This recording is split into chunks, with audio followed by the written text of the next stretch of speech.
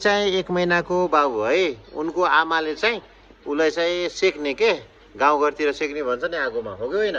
1 महिनासम्म सेक्नुभयो, उसको धुवाले गर्दाखेरि चाहिँ के भयो? फोक्सोमा सङ्क्रमण भयो।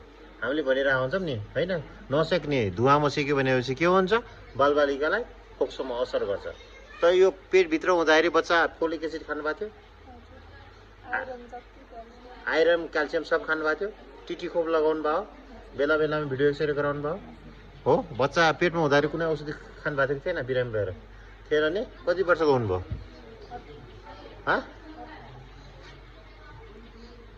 20 वर्षको हुनुभयो हो नि? ल 20 वर्षको उमेर पनि अलिक कमै हो है। 20 वर्षभन्दा कम उमेरकोले चाहिँ बच्चा बच्ची पाउनु हुँदैन, गाह्रो हुन्छ, बुझ्नुभयो नि? र बच्चालाई के गर्नु पर्यो? 2-2 घन्टामा चाहिँ म सिकाउँछु। पहिलो बच्चा रहेछ, बुझ्नुभयो नि? 2-2 घन्टामा के गर्नु पर्यो? दुध खुवाउनु पर्यो आमाले है। र बच्चालाई धेरै मान्छेको काखमा राख्नु दिनु भएन। धेरै मान्छेलाई काखमा राख्दाखेरि के हुन्छ? उसको शरीर दुख्छ अनि बिरामी हुन्छन्। र के गर्नु पर्यो? मही खान दिनु भएन है। मही खाँदाखेरि के हुन्छ? 3-4 जनाले मही खायो भनेपछि एकजनालाई रुगाखोकी लागेको हुन्छ, उसलाई सर्छ है। लामो यात्रा गर्नु भएन, लामो यात्रा गर्दाखेरि पनि गाह्रो हुन्छ। र बच्चालाई प्रशस्त मात्रामा दुध खुवाउने र सुत्न दिने है, आरामले, बुझ्नुभयो नि? धेरै कपडा नलगाउने है। यस्तो गर्मी छ, धेरै कपडा लगाउँदाखेरि के हुन्छ? एक कपडाको कारणले गर्दाखेरि पसिना आउँछ, त्यो पसिना चिसो भएर निमोनिया हुन्छ, बुझ्नुभयो नि? अनि दिसा पिसाब गऱ्यो भने सरसफाइ गरिदिने है। आमाको दुध मात्रै खुवाउने 6 महिनासम्म। त्यसको लागि के गर्नु पर्यो?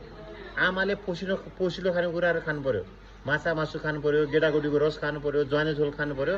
तपाईँले जति राम्रो खानेकुरा खानुहुन्छ नि त्यति कुरा राम्रो दुध आउँछ क्या, अनि राम्रो हुन्छ यो पुच्चेलाई। अब आगोमा सेक्नुहुन्छ कि नै धुवामा सेक्नुहुन्न नि? पक्का हो नि? अनि बच्चालाई जेन्डिस पनि हुन्छ। बिहानको घाममा राख्नुलाई भिटामिन डी पाइन्छ। सबै कुरा आमाको दुधमा पाइन्छ, तर भिटामिन डी चाहिँ कम हुन्छ है।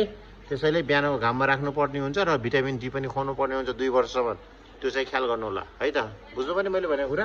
यदि बुझ्नु भएको छैन भनेपछि यो भिडियो मेरो हेर्नु होला अनि सुनेर चाहिँ काम गर्नु होला के है, बुझ्नुभयो नि? यो भिडियो म राख्छु फेसबुकमा, हेर्नु होला है त।